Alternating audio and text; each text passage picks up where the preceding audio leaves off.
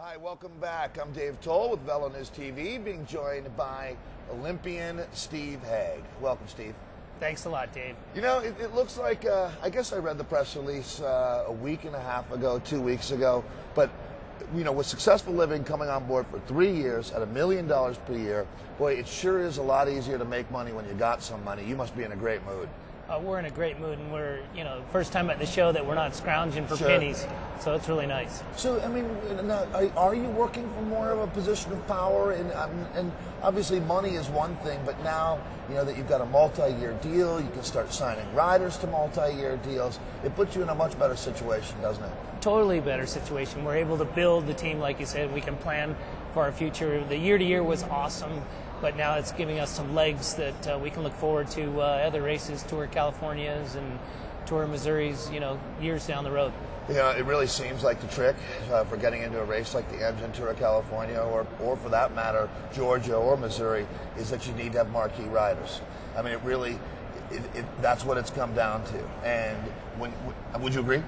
Yeah, it's not just one or two marquee riders. It's six. You need a marquee team. It's six of your eight need to have good legs and good pedigrees. So, I mean, right now, obviously that's a goal, I would have to think, getting into Tour of California for next year.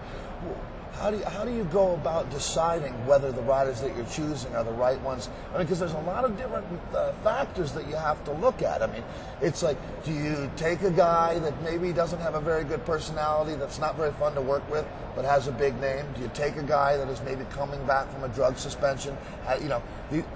What kind of guidelines do you use? We just, I have a three-man team. Myself, Ryan Yee, and Ken Yamakoshi. And every night when we talk about riders and things like that, is how is this guy going to fit in? What's his history? How good or bad is it? Can we overcome it? When his suitcase falls out of the 747, 3 stories down and it explodes on the ground, what's going to come out of it? Right. Is his past history going to pull us down? Things like that.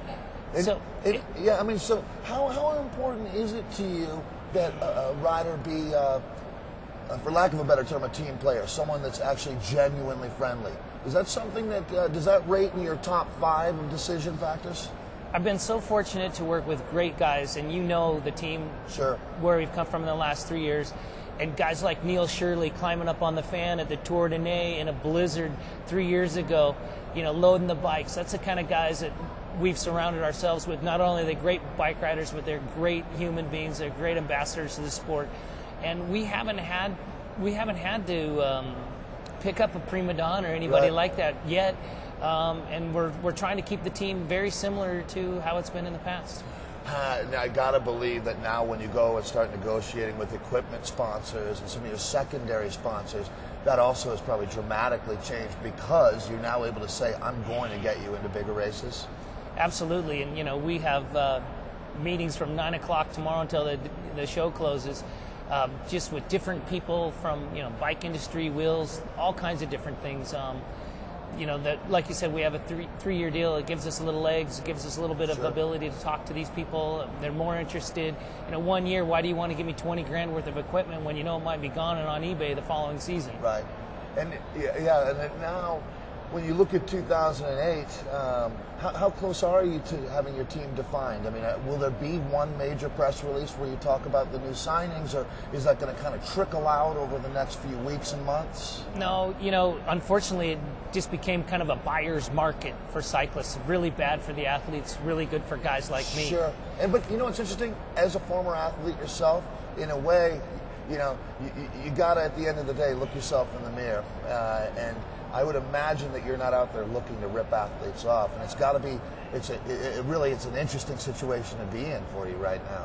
Well, yeah, it's so difficult. It's so difficult because there's so many guys on the market, and you can't be buddies with all of them. Sure. I'd take them all. I'd have a 40-man team if I could afford it. Because every single one of these guys, they need a job, they need a place to go. And so how many guys are you going to sign? We're going to be between 10 and 12 again. Right. So we're only looking at maybe 4 or 5 guys right now. That's interesting. Because with the rosters at we call them the American Grand Tours now, California, Georgia, Missouri, with a team of only 10 or 12 guys, especially if it's 10, you know, a couple guys get sick, a couple guys get injured, you're going to have trouble fielding a full team for those races. So these are some tough choices you have to make. Well, yeah, you got to have enough guys in reserve to fill in those slots because I mean, you've been around the sport long enough, you know, somebody always has a little problem. Somebody gets nicked by a car, you know, Nathan O'Neill, tendonitis, brainitis, you know, happens to everybody. So, all right, well, I guess as far as American cycling goes, you know, we've talked about the Rocking Republic, or rock racing is really coming on strong. I think that when people really realize what's happening with Successful Living, that's just another one of the teams that's going to make racing more exciting for 2008. When you look forward to next season, should we expect some fireworks? Of course. You know, we wouldn't be in this business if we didn't think we were going to be able to compete with the Rocks and the Toyotas and the Health Nets and the rest of them. You know, we know where our spot is, and we know that every time we get on the line, you know, we might not win, but we have a chance. So, you know, I'm going to close that chapter briefly and talk a little bit about you, Steve Hegg. How tough is it to not have your life be defined by your gold medal from 1984? I'm doing what I love. You know, every day that I get to ride my bike anytime I want, any day of the week. Play some golf? Play a little golf, work on the computer, look for riders. But I mean, the greatest thing is that I'm so happy being in this industry. One of my sponsors, Ken Yamakoshi, Park Free Bicycles, started coming to the bike show with his dad, 8 years old. And he says, once you're in it, you can't get out of it, you know, and we love being here. It's our comfort zone. Yeah, and so talking about your comfort zone, let's go back to 1984. That was a golden time for American cycling, clearly, and you were certainly one of the cornerstones of our Olympic movement at that point. Did you know, while it was happening, that this was just an exceptionally important phase for American cycling and for your own life? You know what, I was 20 years old. I had no idea what I was doing. I knew that from the moment that I saw my first Olympics on TV in black and white, that I wanted to be an Olympian. And which Olympic Games was that? Maybe black and white. It must have been like 72, 76, you know? And did you know that it was cycling at that point, or did you just know that you were going to get a gold medal one way or another? It wasn't cycling.